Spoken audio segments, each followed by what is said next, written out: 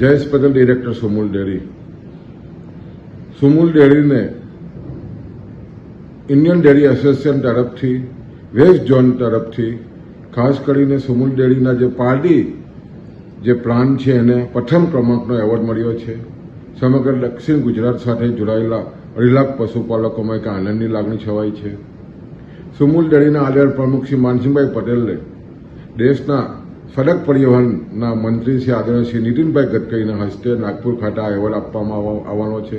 અને ખાસ કરીને જ્યારે સુમુલ ડેરી સાથે 2.5 લાખ પશુપાલકોને એક પ્રતિષ્ઠિત રોજગારી આપવામાં ડેરી સફળ થઈ છે. દરરોજનું 20 લાખથી વધારે દૂધ અને દરરોજ લગભગ 12 કરોડની આમદની આ પશુપાલકોને સુમુલ દ્વારા મળી રહી છે.